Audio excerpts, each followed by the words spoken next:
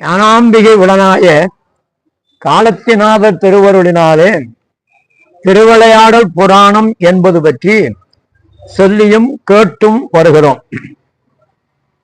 சென்ற வாரத்தில் கல்யாணையை கரும்பு தின்ம வைத்த திருவிளையாடல் பார்த்தோம். கல்யாணையை கரும்பு தின்ம வைத்த திருவிளையாடலை பார்த்தோம். இந்த வாரத்தில் நான் பாண்டியன் மீது பகை கொண்ட சோழனின் படைகளை வீழ்த்திய திருவிளையாடல். பாண்டியன் மீது பகை கொண்ட சோழ மன்னனுடைய படைகளை வீழ்த்திய திருவிளையாடல் பார்க்கலாம். மதுரையில நாம் ஏற்கனவே பார்த்தபடி விக்கிரம பாண்டியன் அரசாட்சி செய்து கொண்டிருக்கிறான். நாம் ஏற்கனவே பார்த்துதான் விக்கிரம பாண்டியன்.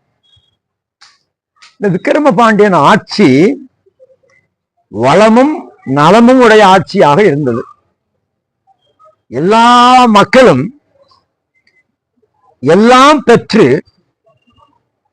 நலமாகவும் வளமாகவும் வாழ்ந்து கொண்டிருக்கிறார்கள்.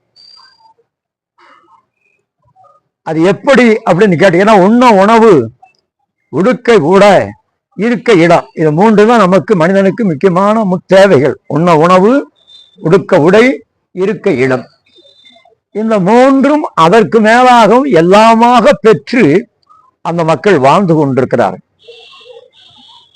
விக்கிரம பாண்டியன் ஒரு பேரரசனாக செங்கோல் ஆட்சி செலுத்தி வருகிறான்.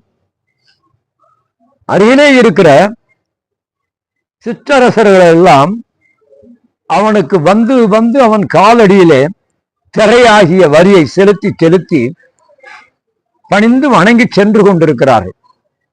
அதனால பாண்டிய நாட்டில் மதுரை, அதை சுற்றி இருக்கிற அந்த பகுதியில் வாழ்கிற மக்கள் கழிக்கின்றார்களை அன்றி கவலைப்படவில்லை. கழிக்கின்றார்களை அன்றி கவலைப்படவில்லை. மாருதியாகிய அனுமன் சீதையை தேடி இலங்காபுரிக்கு போனான். கடலை தாவி அந்த இலங்கை நகர எல்லையில போய் நின்றவனா மதில் மேல நின்று அப்படி பார்க்கிறான். அந்த இலங்கை நகரத்தை அப்படியே பார்க்கிறான். ஒரு பார்வை அவனுக்கு வியப்பா இருக்கு. இப்படி ஒரு நாட்டை அவன் இருவரை பார்த்ததே இல்லை. கோசல நாடு, தசரத நாடுகிற நாடோடு அப்படி இல்லை. கழிக்கின்றார்கள் அன்றி கவல்கின்றாரே காணேன். எல்லாம் மகிழ்ச்சியா இருக்காங்களே தவிர யாரும் கவலைப்படுறவங்க யாருமே அங்க இல்லை. அயோத்தியில தான் சொல்லுவான், தசரத ஆட்சியில எல்லாரும் எல்லாம் பற்றி இன்புற்று இருக்கிறார்கள். யாருக்கு எந்த கவலையும் இல்லை.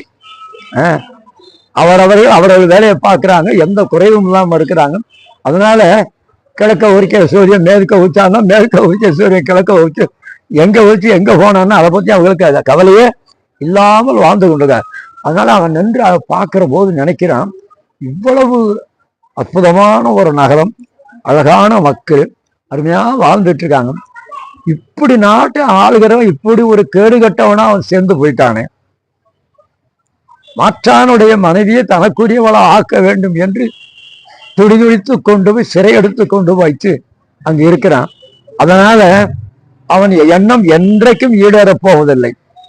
அவன் அழிவதோடு மட்டுமல்லாமல் இலங்கை நகரமே முற்றிலும் என்ன ஆகும், அழிந்து சாம்பலா போயிடும். ஐயோ பாவம், இந்த மக்கள் என்ன பாவம் பண்ணாங்க, அவ செய்த அந்த தீவினைக்கு இந்த மக்கள் என்ன பண்ணுவாங்க?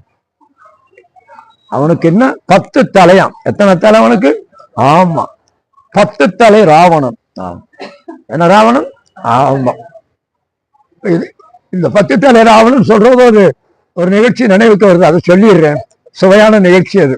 ஆமா, ஈவேரா பெரியார் ஈரோட்டில் இருக்காரு.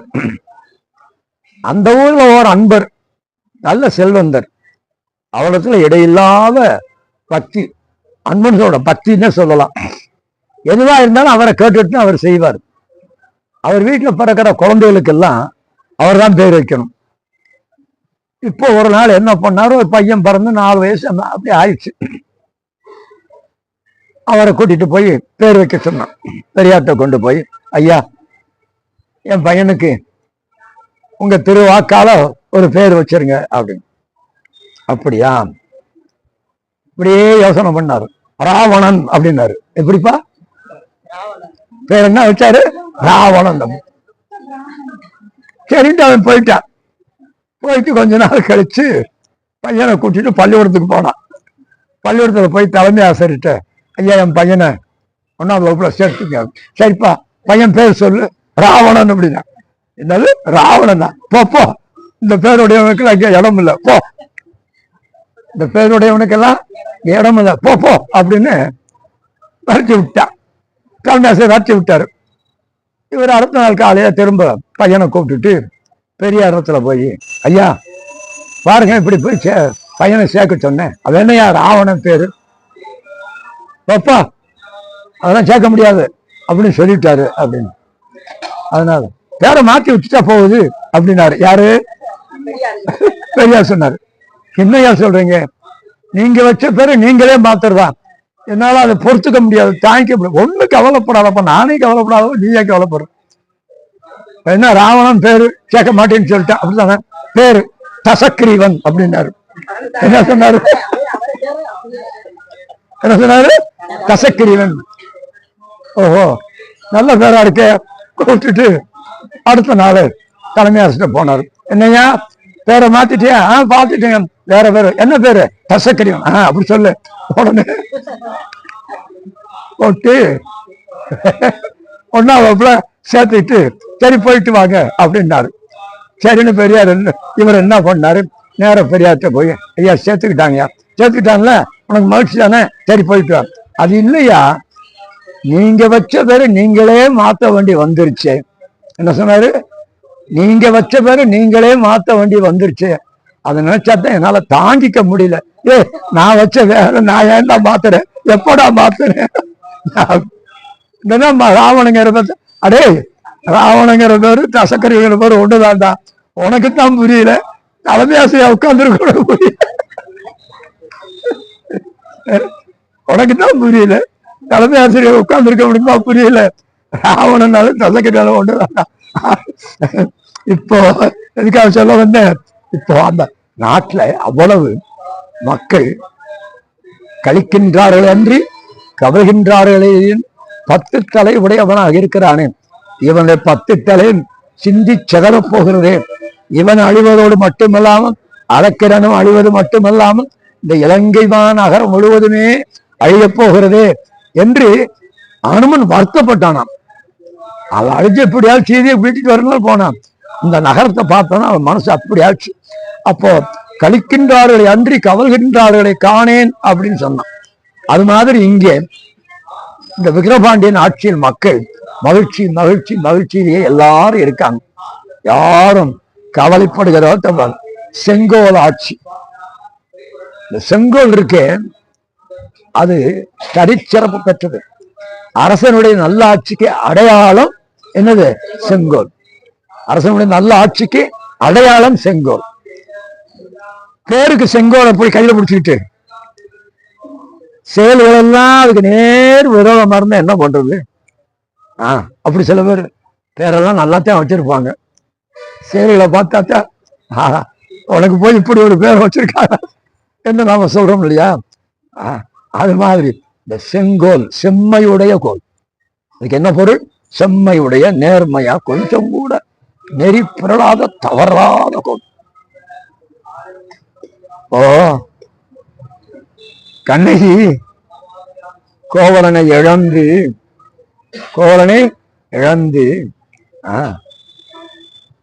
இழந்தது பெரிதா தெரியல. கல்வன் கோவலன் ஒரு கல்வன் என்று குற்றம் சாட்ட பெற்று கொலை செய்யப்பட்டான் என்பதுதான் அவளால பொறுத்து கொள்ள முடியல. இன்னொரு சிலம்ப கையில் எடுத்து தலைவெறி கோலமா மதுரை மாநகர தெரு வீதியிலே அப்படியே போற பாக்குறவங்க எல்லாம் காளியா துர்க்கையா யார் இவள் அப்படின்னு பாக்குறாங்க. கண்ணீரம் கம்பளையுமா போய் பாண்டிய நெடுஞ்செழியன் அரண்மனையில வாசல்ல போய் காவல்காரன் தடுக்கிறான். அப்படியே பாக்குறான், அஞ்சுறான், ஓடுறான் உள்ள. துக்கையாவும் தெரியல, பத்திரகாளியாவும் தெரியல. ஒரு பொண்ணு தலைவரி கோலமா ஆவேசமா வந்து நிக்கிறாள். உடனே உள்ள அனுப்பு. யாரு? பாண்டியன் அமைதியா நிக்கிறார். இப்ப பாண்டியன் எவ்வளவு மெதுவா கேட்கிறான், நீர்வாறு கண்ணை, எப்படிப்பா? நீர்வாறு கண்ணை எம்முன் வந்தோய் யாரையோ நீ மடக்கொடியோய். எவ்வளவு நீர் ஒழுகுகின்ற கண்களை உடையவளாய் என் முன்னே வந்து நிற்கிற இளம் பெண்ணே, நீ யார்? பாண்டியன் கேட்டான். பெருமா யாரு என்ன கேட்கிறேன்? ஒரு புறாவுக்காக தசையை அறிந்து கொடுத்தான சிவி சக்கரவர்த்தி. தன் மகன் ஒரு கன்றை கொன்றான் தேர்காலிலே என்பதற்காக அவனே திரு வீதியிலே கடத்தி இவனே தேர் மீது ஊர்ந்து தான் பெற்ற மகனை தானே கொன்றானே மனுநீதி சோழன். அந்த பூம்புகார் நகரம், என்ன நகரம்? பூம்புகார் நகர காவிரி பூம்பட்டினத்தில் ஏசாச்சிரத்தின் விளங்கு மாசாத்துவான் மகனே ஆகி வாழ்தல் வேண்டி ஊழ்வினை துறப்ப என் கார் சிலம்பு விலை பகர்தல் பொருட்டால் நின்பால் கொலை களப்பட்ட கோவலன் மனைவி யான், கண்ணகி என்பது என் பெயர். அப்படி ஆடி போனான்.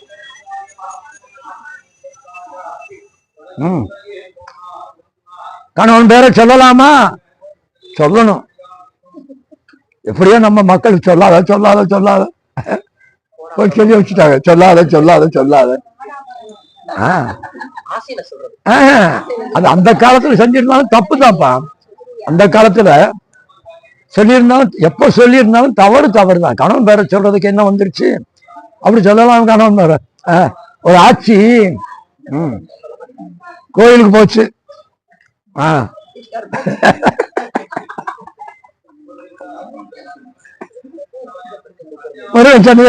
அருமையா பாடிச்சு. ஏறு மகிழ் ஏறி விளையாடு முகம் ஒன்று, ஈஸ்வருடன் ஞான மொழி பேசு முகம் ஒன்று, கூறுமடி யாருடன் தீர்க்கு முகம் ஒன்று, குந்துருவ வேல் வாங்கி நின்ற முகம் ஒன்று, மாறுபடு சூரரை பதைத்த முகம் ஒன்று, வள்ளியை மனம் புணர வந்த முகம் ஒன்று, ஆறு முகமான பொருள் நீ வேண்டும் ஆதி அவுகபயர் ஆதி அவுகபயர் அமர்ந்த பெருமாளே. என்னடா அந்த ஆட்சி புது திருப்புகழ் பாடுது. பக்கத்துல இருக்கவங்களா இந்த ஆட்சி புது திருப்புகழ் பாடுது. ஆட்சி ஆட்சி என்ன ஆட்சி அவுக பெயர்? அப்படி அருணாசலம் செட்டியார்கள் எப்படியா சொல்லுது?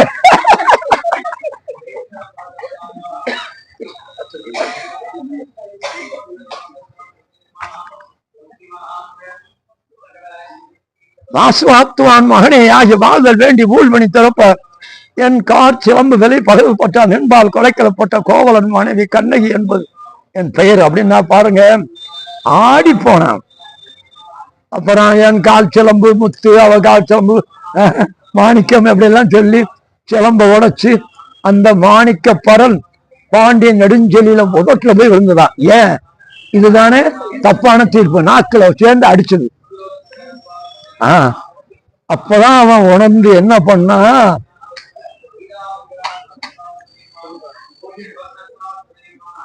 என்னால் வளையாத செங்கோல் வளைந்தது, என்னால் வளையாத செங்கோல் வளைந்தது என்று சொல்லி கீழே விழுந்தான். ஆனா போயிடுச்சு. இப்ப இளங்கோவடிகள் சொல்றார், என்ன ஆச்சு? வளையாத செங்கோல் வளைந்ததுனால வளைந்த செங்கோல் அவன் போன உயிர் நிமிர்த்தியது. இளங்கோவடிகள் உயிர் எடுத்ததுனால செங்கோலை திரும்ப நிமிர்த்தி வச்சான். இப்பெல்லாம் சொல்றோம்ல, வீட்டுக்காரரே இருந்தா போயிடுச்சு, அப்படியே போவான். கொப்பிருந்தி இதெல்லாம் பெரிய வரலாறு. நம்ம அதெல்லாம் சிலப்பதி அடுத்த பக்கம் போயிடணும். ஆக பெயர் இப்படிப்பட்ட ஒரு நிலை தசரன்கிறதுக்காக, தசக்கிரிவன்கிறதுக்காக வந்தது. இவ்வளவு பெரிய வரலாறு பாருங்க. இப்போ அந்த விக்கிரம பாண்டியன் பொல்லா சமணம் பௌத்தம் சூழ்ந்து இருக்கிற காலம், உலகத்திற்கே ஒப்பற்ற சமயமாய் இந்து மதத்தில் ஒரு பகுதியாகும் சைவ சமய நிலைநாட்ட வேண்டும் என்பதில் உறுதியாக இருக்கிறவன் இந்திய சமயத்தை, நம்முடைய சமயங்களை நாம என்ன பண்ணணும், காப்பாற்றணும், வளர்க்கணும், பாதுகாக்கணும் அப்படிங்கிற உறுதியாக இருந்தான். ஆமா, அந்த சைவ பயிர் தழைக்கிறதற்காக அவன் அரும்பாடுபட்டான். சித்தமூர்த்தியாக வந்து எல்லா வேலையும் பண்ணி கொடுத்தாருல, போன வாரம் பார்த்தோம்ல அவங்கிட்ட. அந்த சித்தமூர்த்திக்கு அங்க ஒரு திருக்கோயில் அவர் சொன்னார்ல, சித்தமூர்த்திக்கு அங்க ஒரு திருக்கோயில் எழுப்பினான். ஆமா, இப்போ இவ்வளவு பண்ணி வாங்க எங்க உட்கார்றாரு, அவருக்கு சேர் இல்லையா, இப்படியுமா பேரும் புகழும் பெற்று திகழ்கிறான். அப்படியான பக்கத்துல இருக்கவனுக்கு பொறுக்குமா ஐயா? பொறாமை வந்துச்சு. எது வேணாலும் வரலாம், எது வரக்கூடாது, பொறாமை வரக்கூடாது, அந்த ஆமை வரக்கூடாது. பொறாமை வந்தது, பொங்குணம், ஆவேசம், வேகம். எப்படியாவது இவனை கொன்று தீர்த்து விட வேண்டும். அவன் பேரோடு புகழோடு இருக்கிறவரை நாமெல்லாம் பேரும் புகழும் பெற முடியாது அப்படின்னு முடிவு பண்ணி பல முறையும் படையெடுத்து வந்தான். ஆனா வெற்றி பெற முடியல. பல முறையும் படையெடுத்து வந்து வெற்றி பெற முடியல. அப்போ என்ன பண்ணினான் என்றா, வஞ்சகமாக அவனை கொல்ல வேண்டும். அப்போ ஒரு வரலாறு நமக்கு நினைவுக்கு வரணும். நேராக நின்று அவனை வெல்ல முடியாமல் வஞ்சகமாக கொல்ல நினைஞ்ச யாருப்பா? யாரு கத்தானவர் முத்தநாதன், கர்நாடக வேந்தன், மெய்ப்பொரு நாயனார் பேரும் புகழும் பெற்று திகழ்கிறார் என்பதனால இடையில கேள்வி கேட்ட நீங்க கவனமா இருக்கீங்களா? இல்ல நான் தப்பா சொல்லிடக்கூடாதுல்ல, வரணும்ப்பா வரணும். அப்போ தூங்குறவாது கூட்டி எழுப்பு நாங்க சொன்ன கேட்டா கூட சொல்லிடணும். ஆமா, அப்படி ஒரு பயிற்சி நமக்கு வரணும். இத்தனை வருஷமா உட்காந்து கேட்கிறோம்ல. ஆமா, இப்போ பொறாமையினால அந்த முத்தநாதன் மெய்ப்பொரு நாயரை வெல்ல கருதி தோற்று போனது மாதிரி இந்த சூரிய குலத்தை சார்ந்த சோழ மன்னன் விக்கிரம பாண்டியனை வஞ்சகமாக கொல்ல கருதினான். அதனால என்ன பண்ணான் தெரியுங்களா? மதுரையை சுற்றி இருக்கிற 8 மலைகள், எத்தனை மலைகள்? ஆமா, 8 மலைகள்லயும் பொல்லாதவனாகிய சமண முனிவர்கள் 8000 பேர் இருக்காங்களாம். 8 மலைகள்ல சமண முனிவர் எத்தனாயிரம் பேரு? 8000 பேர். ஆமா, மதுரை. அதனாலதான் ஞான சம்பந்தர் திருநாவுக்கரசர் ஞான சம்பந்தருக்கு போறேன்னு சொன்ன உடனே, ஞான சம்பந்தர் சமணர்கள் நிறைய இருக்காங்க, பொருளாதாரர்கள் உங்க உயிருக்கு ஆபத்து வந்துடும், போகாதீங்க அப்படின்னு சொன்ன போது அருமையா சொன்னாரு. ஆனை மாமலை ஆதியாகிய அல்லல் சேர் பல இடங்களில் ஈனர்களுக்கு எளிய நலின் திரு ஆளவாய் அரண் நிற்கவே. அவன் எனக்கு துணையா இருக்கிற வரை அந்த ஆனமலை வரப்போது இப்போ அதுல பாருங்க. ஆகவே அவன் வஞ்சகமாக கள்ள கருதி இந்த சமண முனிவர்களுக்கெல்லாம் ஓலை அனுப்பினானாம். இந்த மாதிரி ஆர்ப்பாட்டம் பண்ணி ஆணவத்தோட இருக்கிறான், சைவம் தான் பெருசுங்கிறான், சமணம் தான் குறைவுங்கிறான், அவனை கொன்று மதுரையை வென்று அழிக்க வேணும், அதுக்காக எல்லாரும் பொறுத்து வாங்க அப்படின்னு சமண முனிவர்கள் 8000 பேர்களுக்கும் ஓலை அனுப்புனாங்களாம்.